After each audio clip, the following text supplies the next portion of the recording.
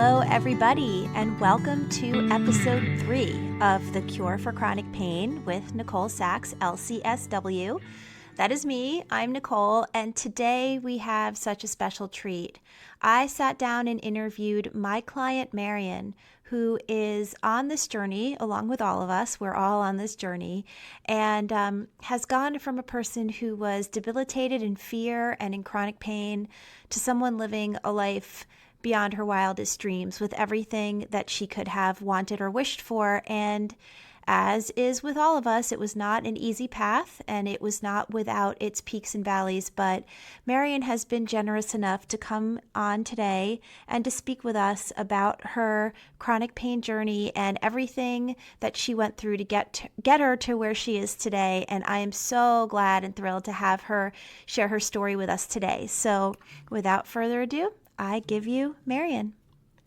So hi there, this is Nicole Sachs here, and we are talking today to my client, Marian. And the reason I wanted to invite Marian on today is I have the privilege of meeting and talking to so many beautiful, interesting people. And when they are willing to come and share their story with people suffering, struggling, hoping that there's an answer for their chronic pain, I love them to do so, because that is the way that we inspire and help others to know that this is possible for them and this is possible in their own lives. So for those of my very deep, longstanding fans, you may remember Marian from her Hall of Fame appearance on the Home and Family show with me. We may have won an Emmy for that. Did we, Marian, do you think? I really feel like we should have. Yeah, we may have. It was my breakout performance. Mine too, circa 2016, Hallmark Home and Family Show, if anybody wants to dig up that archive. But in any case, Marian, thank you so much for being here. And maybe you could just share with anyone listening what it was like for you. Sure. Well, thank you for having me. I'm happy to be here and be able to take the time to share what's been going on with me. So really my journey started in about late 2011, 2012. I started to have a lot of like neck and shoulder pain. And at the time I was running my own design practice, working very late hours, and kind of doing it independently. So really basically shouldering a huge burden of having about 5 or 6 clients, and really just feeling my way through that process. I didn't really have a whole lot of experience at the time.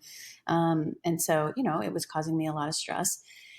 And so over time, the pain in my neck and shoulder started to radiate down my hand. I started to lose the grip in my left hand, and that's the hand that I draw with.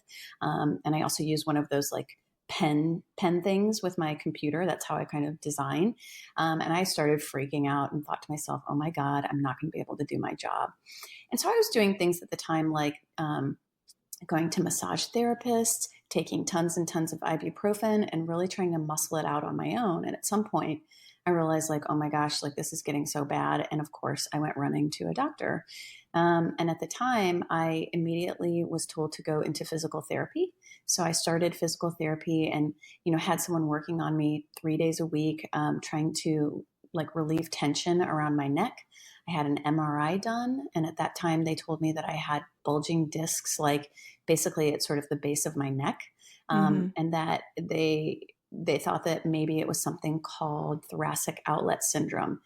And, to me at the time, oh my gosh, ding, ding, ding, ding, ding. I have an actual issue. I have some sort of state of not wellness within my neck, and it's pinching a nerve. And oh gosh, look at that. It's the answer. And that's why And is that a little bit of a relief at that moment, actually, to say, oh, I have a thing, so we'll just treat the thing I have?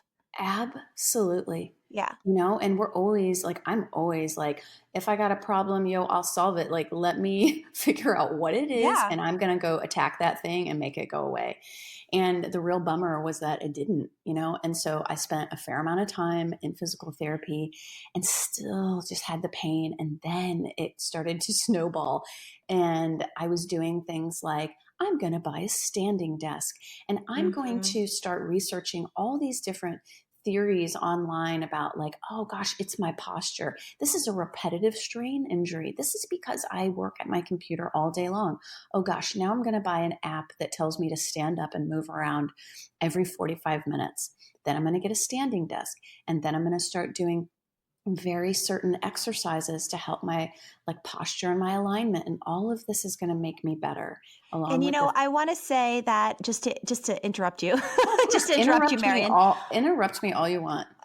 Just to Totally interrupt fine. you, I would like to say, because I think this is a really important point you're bringing up, that what happens to people, what happened to you and what happens to all of us, everybody is Marian right this second, is that we start to assign meaning. Human beings are only attached to something if we can give it some meaning. And that is beautiful when it comes to loving our children and being good colleagues and having pride in ourselves. But it's very dangerous when it comes to what's wrong with me, what's going to happen to me, pre-grieving stuff that may or may not go down in our lives.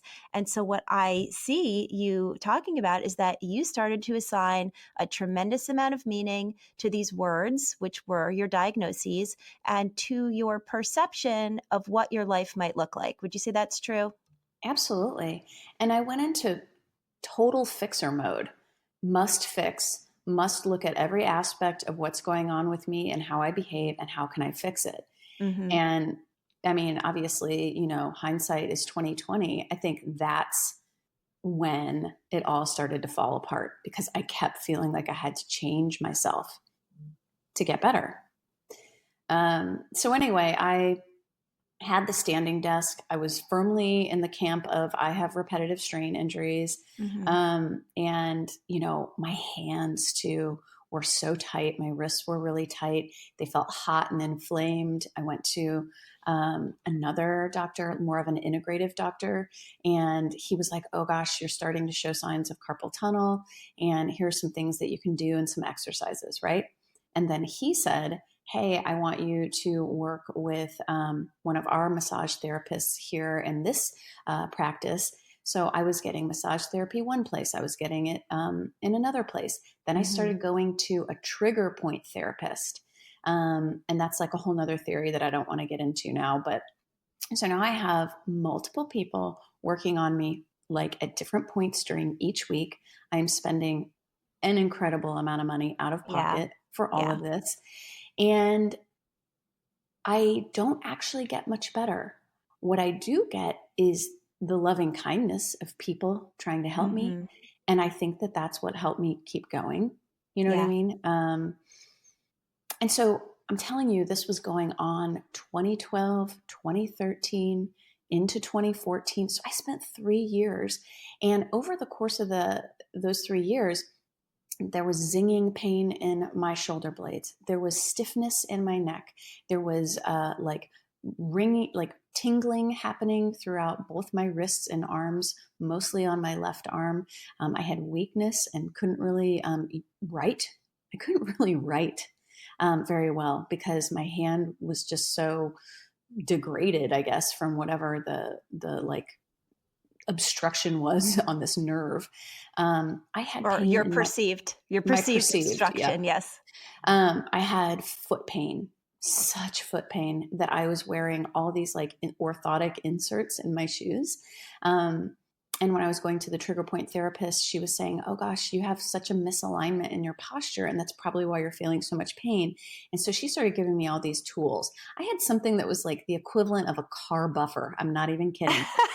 No, check this out. Tell us about This that. was when it was like, oh shit, things are getting crazy.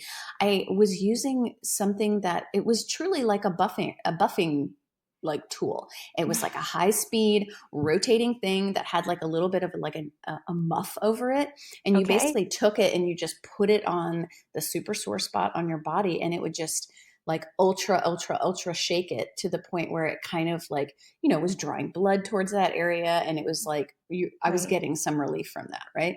So I want to say something about this, this, all these different accoutrements, whether they be the actions, like we go to get therapeutic massage, or a gadget that you're describing. I just want to say, so people understand that Marian and I are not making light of this, nor are we diminishing the very many ways in which our society is trying to help people with chronic pain. Everything is well-meaning. All these Mm-hmm. doctors, all these physical therapists, all these alternative practitioners and creators of these gadgets, everybody, I believe, okay, maybe I'm a little bit of a Pollyanna, I believe people are coming from a good place. I think people want others to heal. I think people want others to succeed in life and to shine their light. What I come with, the message that I come to carry is, with all this well-meaning stuff, the reason it doesn't work is because you are so mired in your fear and your repressed emotions that have absolutely no idea how and why they need to get out, that none of this stuff stands a chance. And that Mm-hmm. is where I want to really help people wake up, because I listened to a story like yours, Marian, and I'm like, you poor thing. And these doctors, they're all really trying to help you. It's just, it's a losing battle until you figure out that the base of all this, that the bedrock upon which this is built needs to be recognized first. And so anyway, that's just what came to mind when you're talking about this buffer. Right. It's so true, because I was looking at this tool, this like high intensity vibrating buffing tool, and I thought that was going to be the answer. And, Mm-hmm. spoiler alert, the It real wasn't. answer, it wasn't. And it ended up being more of an inside job, meaning like Mm-hmm. inside my emotions and my, spirituality and how I felt about myself. Mm-hmm. Um, so I kept on this amazing journey of spending tons of money going to doctors and using tools. I had quite a toolkit, let me tell you. Yeah. I had Theracanes and buffing tools and crazy hard balls with nubby edges that hurt like a son of a gun. And I was rubbing all these things all over myself. I was talking about my pain constantly. And just to give a little bit of an insight and a perspective, in 2012, I ran the Chicago Marathon. Wow. So before all of this, I was very physically active and very physically determined as a human being.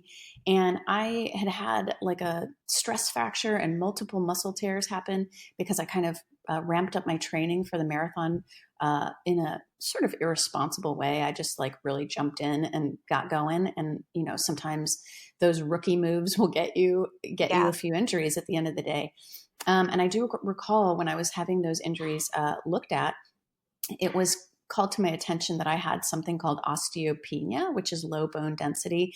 And you know what? Honest to God, like anybody who's tiny of frame the way that I am, they just have it because they're just small, right? They got Yeah. like smaller bones, hence It's the low way bone you're built. density.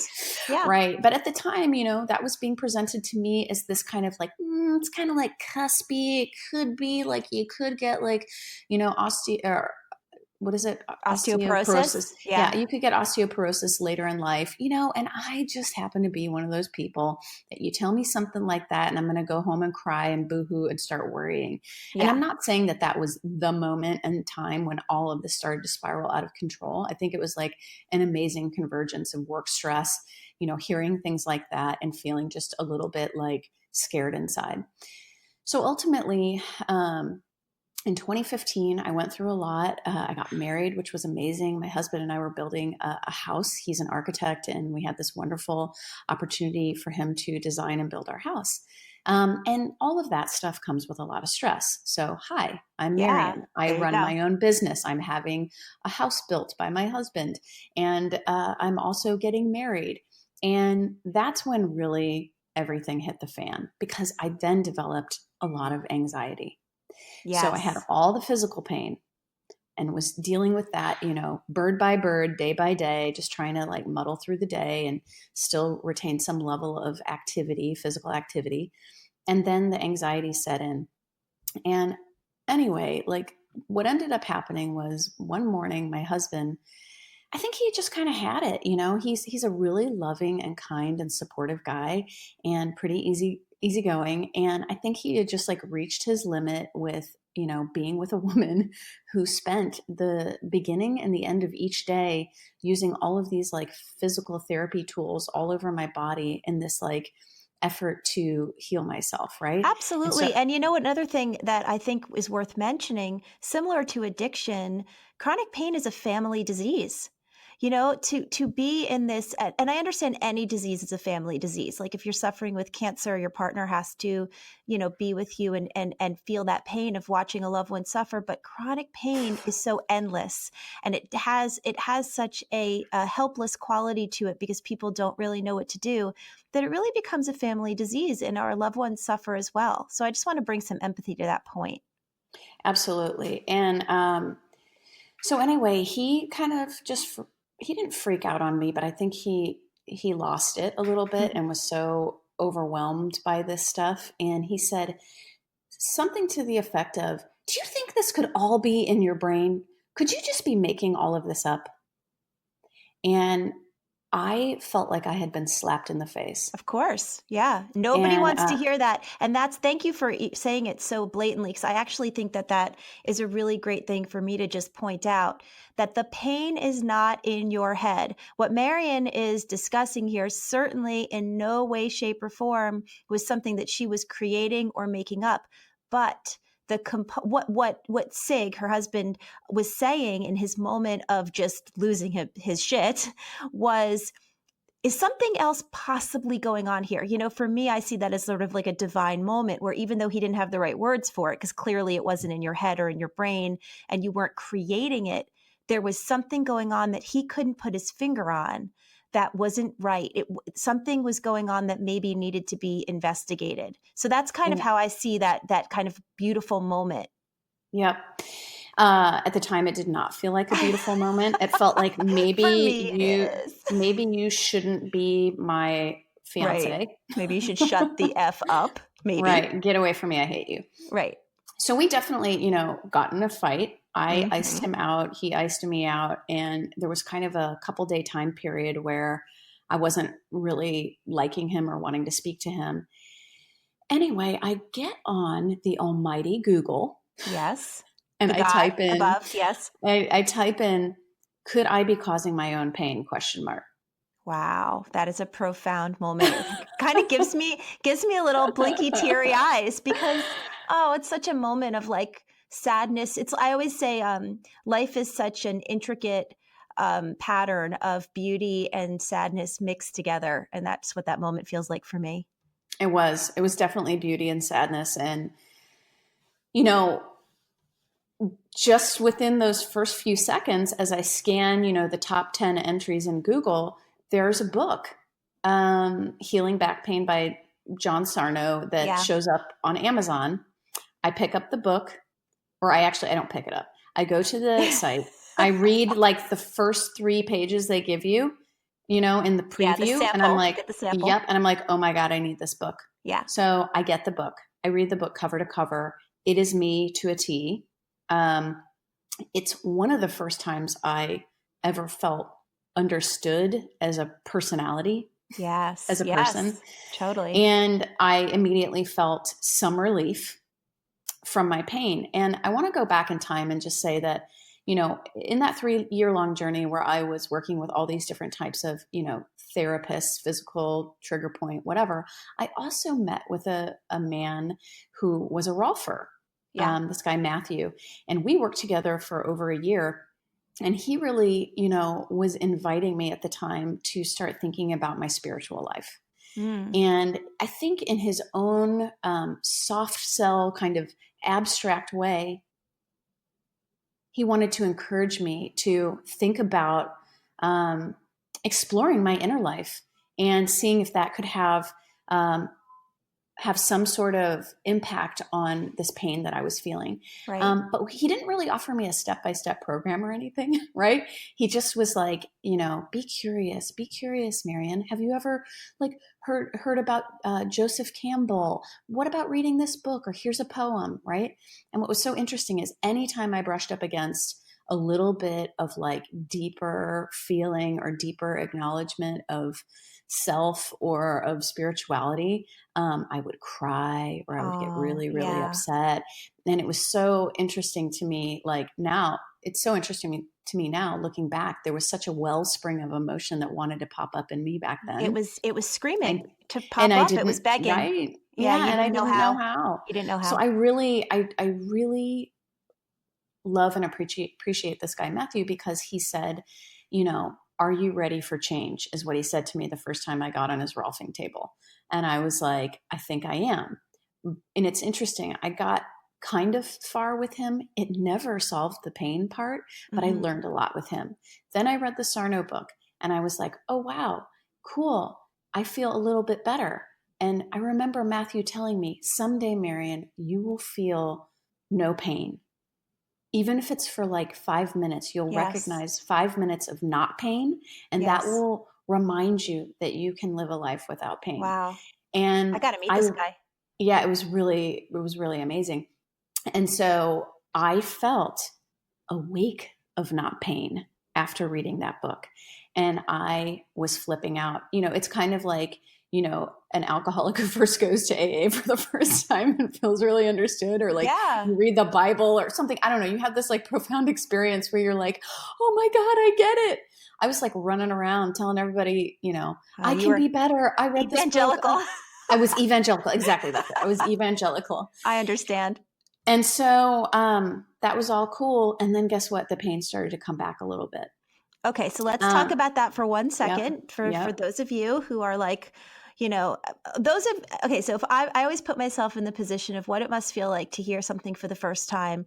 And so if it were me and I was struggling, first I would be like, oh shit, she was out of pain for a week. I could never be out of pain for a week. And then I would be like, oh shit, then it came back. So I feel the need as the expert in the room to address that. Yeah, absolutely. And here's the deal. Here's the deal with this process that I teach and that Dr. Sarno taught me.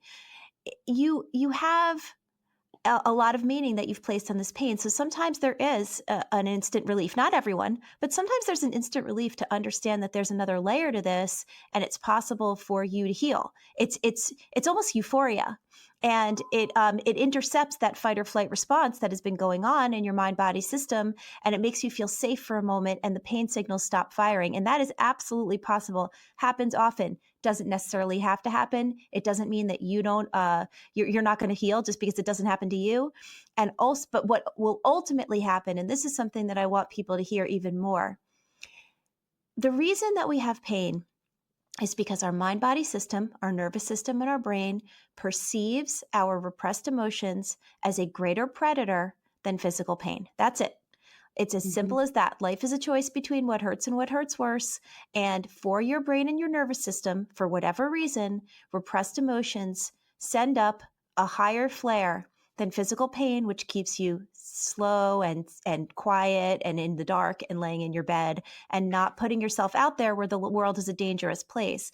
And that is a gross misperception of happiness, but it is the physical state of our bodies as evolution stands today. And so if indeed you have this brief euphoric period of feeling pain-free, you still need to do the work for enduring healing. Because when I say do the work, I mean learning how to safely allow these repressed emotions to rise from the subconscious to the consciousness, to your consciousness, so you can no longer have to ward against them. You no longer have to protect yourself from the possibility of their arising. So I just wanted to say that because Marian, obviously I can see where this is going, that you obviously needed to do the deeper work in order to create enduring pain-free healing in your life. Yep, absolutely. So, I really dug into the sort of TMS community. I got on that TMS wiki. I started entering my story and getting support there. I took a class here in Chicago, a 6-week class. And that's a shout out to Dr. Strax. Yep, absolutely. And I started to feel better, right? And mostly what I realized about myself is that I needed a forum and a community to share my feelings with. And so even being in this like closed, let's call it maybe 8 to 10 person class, or even being on a forum online and just starting to talk about my pain, starting to talk about what my childhood experience was, as a part of healing and as a part of getting to those deeper issues that could be associated with the pain that I felt. It was, I can't explain it. It was like a personal reawakening. Yeah. And I still was in pain, but I had hope at that point. So whereas for, let's call it 3 to 4 years, I had pain without hope. Yeah. I felt Very that I different. was aging too quickly because I was young. How I old was were like you when this began? 35 years old. Yeah. 34, 35 years old. And I felt like I was dying. I felt like I was 65, 75 years old. I was, like, oh my gosh. And plus, my mother has rheumatoid arthritis that has been crippling. And my dad died early of many, like, he had all sorts of health issues. And I'm sure that that wasn't helping either, right? Yeah. Thinking that, oh my gosh, I am my parents' daughter. And look at me, I'm falling apart at age 35. Of course. So, anyway, I started to feel pain, but also hope. And the hope was really helping me get through each day. Mm-hmm. And ultimately, it was Dr. Strax who introduced me to Nicole. And he saw, I think, in me a person who had made great strides, but yet needed to do that deeper work. Yeah. And I was at the time like so hard on myself that I was embarrassed that I needed to do the deeper work. You're not alone in that. You're not Right. alone in I that. always wanted to be the type of person that was just doing well and nobody thought that there was any imperfection in me. I'm serious. I wanted to be a great graphic designer. I wanted to be a great friend. I wanted to be an awesome girlfriend. I wanted my hair to look pretty. I wanted my house to be a certain way. Everything in my world needed to be so exactingly exact Mm-hmm. and perfect that there wasn't room for like truth and humanity and imperfection and embracing reality. I Yes. had And just worked myself, vulnerability. vulnerability. I had just worked myself into this sort of construct of what my life was supposed to be like. There was no wiggle room. There wasn't any. Right. So even when I met with you, Nicole, I think that like now we can like almost laugh about Right. Well, what it was like that's the way it before. goes. I just, I just had a lot of layers that I think people were going to have to get through, even myself, to get to the real meat of, what was hurting me inside. So let's talk a little bit about that. Let's talk a little bit about doing the work, because one of the things that I admire about you, Marian, is your resolve to do the work. And anyone who is listening to this who has attempted journal speak and having a journal speak practice has probably understood the pull of resistance, because when we start to do this practice of excavating our emotions, one of the symptoms, and I will call it a symptom, even though it seems just like a thought in your mind that you have better things to do, or you're too tired, or who needs to do this, or it'll never work. That's a thought, but I will call it a symptom, because resistance to do this work, I believe, is just as similar to a back pain or a migraine or fibromyalgia or irritable bowel or anything that is afflicting you, because it's just trying to keep you safe. Your resistance is trying to keep your brain and your nervous system saying, okay, well, it's better for her not to feel these things. So maybe she's got something better to do, or maybe this journal speak thing, how could that ever work? An emotional exercise curing a physical condition? Come on. You give yourself, you have these quote unquote good ideas. And I believe it's just resistance. So one thing I've always admired about you, Marian, is that you pushed past that resistance and you freaking did the work. And so I'd love for you to help people understand, once were awakened to this by Sarno, and then you did Strax's course, and then Strax referred you into my practice, and you and I started working together. Help people understand what you did. Because, I know we're going to get to it, but spoiler alert, Marian's like friggin' awesome and not having pain anymore. So let's talk about what you did. Okay. So it wasn't easy. I listened to you, Nicole. I read your book. Mm-hmm. I learned what journal speak was, and I learned how it was different than regular journaling, and how really it was this way of expressing pure and raw emotion Mm-hmm. uh, in a sort of stream of consciousness way, in an unedited way. And I tried it out. I was super embarrassed while I was doing it. I mean, very, very. Yeah. So, very, very embarrassed because I was letting like terribly dark thoughts out on paper. And I had all these judgments. I was like, oh my God, I can't believe I just said that. People shouldn't say those things. That's not who I am. That's not what I want to be. And I was saying things like, I hate my house, the house that we just built. I'm so mad at my husband for putting me through the stress of building our house. I hate my mother. I don't feel like she took good care of me. I hate myself Yeah. because I'm not good enough. And, you know, I think here's the thing. It was really interesting to me to see how I couldn't even feel a visceral thought because I had so many judgments and ideas placed upon those thoughts that it was like this crazy complex web of shoulds and this and that and perception and who I want to be versus who I am and how should I feel and this is how I feel but I can't express how I feel, that it was like this jumbled up mess. And I think what you encouraged me to do time and time again when we spoke was, doesn't matter, just let it out, let it Yep. out, let it out, let it out.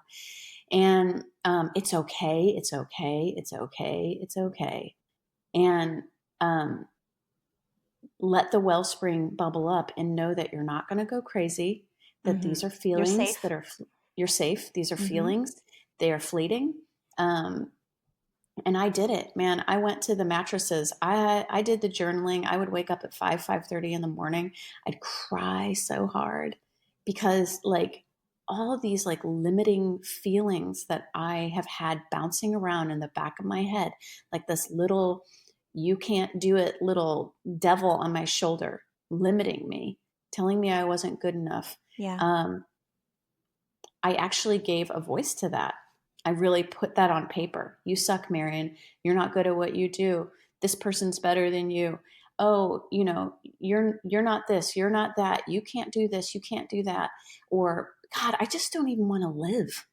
I Yeah. feel like I'm so tired of all the self-judgment, the judging of myself, the judging of others, all the judgment. It makes me so exhausted. I don't even want to live, right? And through this process of journaling and getting through these deep, scary emotions, I always realized at the end of my journaling, each session, I always calmed down.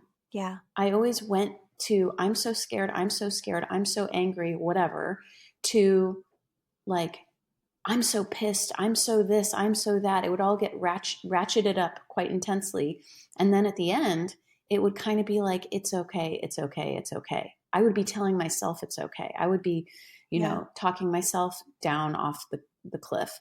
And I want to Um, say one thing about the science here because this, what you're describing, this arc that you go through in your journaling process, it mhm. happens a lot, happens a lot to me. And I get it reported to me a lot from people around the world working this program is that you're introducing a toxin, right? You're introducing a toxin into the environment, which is I'm going to admit that I hate my house, I hate my mother, I hate myself, you know, I and in many ways, in many intricate, specific ways.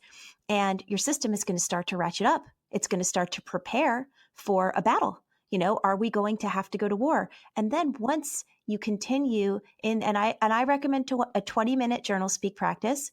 Some people go longer, but I'd say 20 minutes is the minimum to let this process really take shape. Your brain and your nervous system start realizing, wait a second, actually, there's no war to be fought here. She's saying all these things. Nothing has imploded or exploded. The world hasn't come crashing down. She's continuing to say them. And it kind of crescendos at some point, and maybe you cry it out, or maybe you scream, or maybe neither of those happens. And, you know, you're just present with it. And it starts to come down. And the thoughts that start coming into your purview are, you know what, actually, I'm really okay, actually. Or, wow, I can have a little compassion for my mother. She really did do a shitty job, but my God, look what she was up against. Or whatever revelations start to come in. And it doesn't happen in every session, but I'll tell you something. If you persist with this, it happens more and more that your system starts to realize you're safe. And if you continue doing it, that compounds into a lifetime of safety, which is a lifetime where pain is not necessary to protect you. So I just wanted to Mm-hmm. throw that in there. Mm-hmm. And the short form version of really what I went through, and I think what were pivotal moments within this journey that I've had with Nicole, is that I really acknowledged some painful moments in my life. And, everybody has them. I happen to be the type of personality that never, like, if something was shameful or really, really painful, I really wanted to keep that in a dark closet in the corner of my mind and package it up neatly and just leave it there and like basically hide it from myself, hide it from others, and kind of edit it out of my life experience. No, it's not good. Oh, I was treated poorly. I was abused. Um, I was left out. I was hurt. I was talked to in a way that was shaming. I'm going to take all of those and put them in a closet, lock it up, and say, no, that didn't happen to me. And look at me. I'm okay. And what I learned through this process is that that stuff doesn't go away. And if you don't embrace those pieces of your life, and if you don't look at them and acknowledge them and say, hey, that's a part of what makes me me. And actually, it's what makes me wonderful. It's not what makes me broken. It's not what makes me bad. For me, and maybe not everyone is the same, I needed to look at those things. I needed to excavate them. I needed to talk about them. I needed to bat them around in my head, put them on paper, tell a friend, tell my sister, tell my husband, talk more about those things. And I think it's ultimately that stuff, those acknowledgments, that tipped me over the edge and really started to remove the pain. I grew up in an alcoholic home. And it was intense growing up. I saw and felt things that people, it's unfortunate. We shouldn't have to feel those things, especially like for me at a young age. Yeah. And I feel like I admitted that stuff had an impact on me. And I really started to acknowledge that I needed more support around those topics. I started going to Al-Anon. And, so I guess what the thing is I started doing Journal Speak to realize that there were so many aspects of my life that I wanted to tuck away that I really needed to embrace and say, this is a part of who I am. And if it's hurting me or if it's limiting the way I think about myself and others, fuck it. Yeah. I need to get after it. And that's ultimately when the pain started to go away, was when I really truly embraced what my life actually was made of. And you know what? And you Being know what vulnerable. also, Marian, which is amazing? When I'm listening to you as a psychologist, when I'm listening to you, what I think to myself is, and wouldn't it be just amazing if indeed you and I were just in a conversation about having a better life, right? Having better mental health or having more happiness in your life.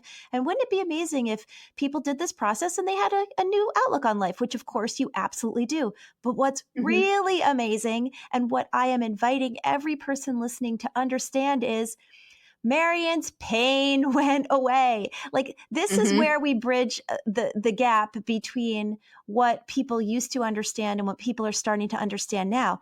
Everybody, I'm sure, anyone evolved would listen to this conversation and say, well, isn't that great? This is a path to better mental health, to more insights, to more presence. Yeah, we're also talking about, this is a woman who is essentially being run by her pain, whose entire life was completely paralyzed because she couldn't think of one other thing besides how much pain she was in.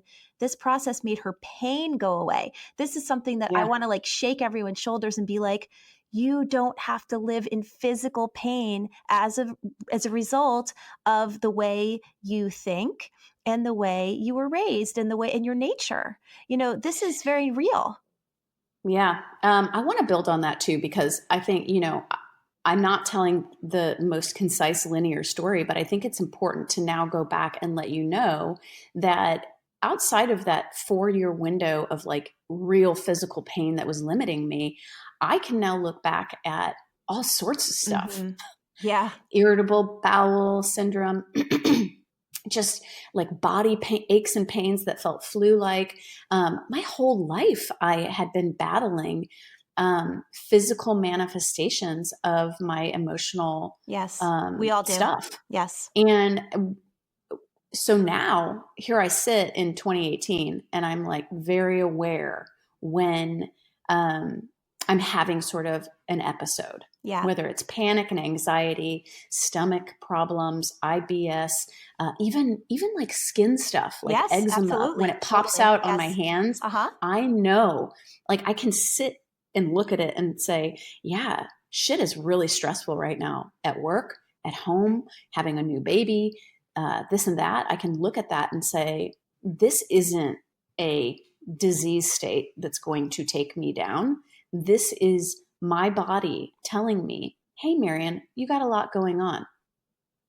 And it's my job to connect those dots and say, how can I be kinder to myself? How can I relax a little bit?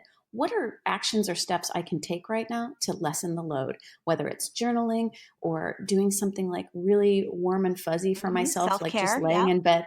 Yeah, just laying in bed and watching like a Netflix movie. Or is it like a little cat scratching at my door saying, hey, there's something you need to take care of right now? Whether it's like, talking to my boss about a workload, or gosh, just attacking that back room in the basement that every time I walk past it, it drives me crazy. Like it's time to step into a little bit of action is typically what I think these physical things that pop up Oh in my me now goodness, are. they're an invitation. Once you Mm-hmm. get past the actual chronic portion of your pain journey, these little blips, these little whispers are an invitation to live such a huge full life. So having said that, you did mention that sweet baby. I would love for you to just give people a little snapshot of what your life looks like now that you have done the bulk of this work, that you're living in journal speak has become a second language for you, just like it is when you learn a foreign language and it kind of exists in the background, that you always have it available to you should you need it. What does your life look like today, Marian? So, I do not live 100% pain-free, and I don't believe that anyone ever will. No, because I there's no think cure for that, human pain. Human pain is yeah, part there's of no being cure for alive. being a human. Yeah, There's no cure for being Wish a there was. human. Wish there was. But one thing I'll say is, had I not gone through all of this over the past several years and gotten to this state of what I think is like some level of enlightenment, right? Yeah. You gotta, it is, it's a deeper level of awareness. I don't know how I would have ever had a baby had I not gone through and done all of this work, because just living a life was causing me extreme pain before, and I didn't have a kid. And then there's a kid, and kids are super demanding, and they need all of this stuff, and they need to be put first. And so after I had my baby Willa, I started to feel pain again, and anxiety and panic and everything. And you know what? Everything came back at me tenfold when she was born. But the beauty of it is that I knew what was happening, Yep. and I knew what to do. I started speaking with Nicole more. I started journaling more. I started being more aware. And I basically was saying to myself, it's okay. It's okay. This is going to go away. This is happening because I have a lot on my plate right now. This is a huge transition. It's okay. It's not going to last forever. And it's that kind of like internal dialogue that I think is the real stuff here, because that was not available to me before. And It would have been like, oh my God, I can't handle this. I'm dying. I'm a terrible mother. Holy shit. Look what I'm doing. I can't even get out of bed. My feet hurt. My neck hurts. My hands hurt. I need to go to a doctor. Doctor, please help me. None of that happens. No, In fact, none of I it. mean, like if I just look at my medical history for the past year, the only time I've gone to a doctor was like check-ins for my pregnancy and then to have the baby. Yeah. I have not needed one time in the last couple of years to go see a doctor about any sort of ailment. And even though, That's crazy. and no, it's absolutely, it's beautiful. And it's not that we don't like doctors, and it's not that we don't believe in the medical model. It is, you are a healthy, beautiful young woman who has a new baby, everything should be available to you, and it is. And I know that you experience pain. I often tell people there's no cure for human pain. Okay, there's no way you're ever going to go through the rest of your life and never have a headache or feel stiff or feel like your stomach is off. It just doesn't happen. It's not possible. But I would ask you, do you have chronic pain, Marian? No, No. I do not. No. Absolutely not. And in fact, one little side note, I'm very physically active now. I ride my bicycle to work. I run. I take bar method classes, which are pretty hardcore. And all of this is like fun and basically easy, but sometimes I show up to my bar method class and like, I cannot lift my right leg. It is not going to happen. It is so stiff and crazy. And my teacher will come over and she'll say like, oh, Marian, you can modify if you have like a hip injury. And I just look over at her and I'm like, it's not an injury. I'm just stressed out. Right. It'll pass. Like, right. Like, and that's the thing. It's like people are like tuning forks, man. They pick everything up. And when someone like your teacher tells you, they look at you and they say you have an injury, before I would have been the type of person to be like, oh shit, I have an injury. And now I'm just like, nah, dude, I know what this is. Yeah. It's and you know what? Listen, it is an invitation to live in a way that is so free. The other day, my son, who is 15 and in 10th grade, and dealing with all the 15-year-old 10th grade kind of stuff we deal with, was walking around the kitchen, and he was kind of holding his wrist, his right wrist in his left hand, and he was rolling it. And I said, "Hey, bud, what's going on?" And he said, and this is like my beautiful moments of triumphant parenting. He said, "Oh man, I don't know. I just have a lot of homework, and I'm feeling it in my wrist."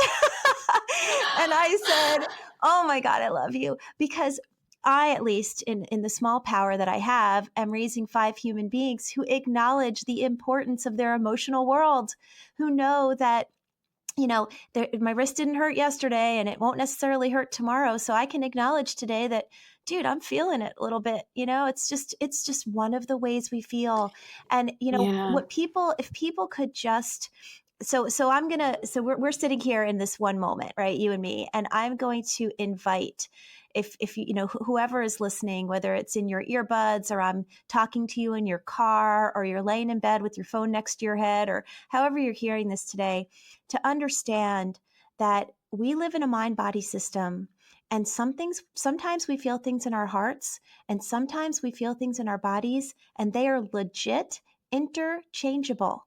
And if you can embrace that concept, and if you can just sit with that gently for a moment, you have the power to change your entire life. Because, Marian's story, I have been a witness to it. Every single thing that she mentioned to you today, plus much more, I have sat in the front row and watched it go down. And I'm going to tell you, this woman that you're hearing from today has a full, beautiful life. She has a husband. She has a beautiful baby. She has a pretty hardcore career, and she exercises, and she's available to her friends and her family, caring for her mother. She's got it all. And that is available to you exactly the same.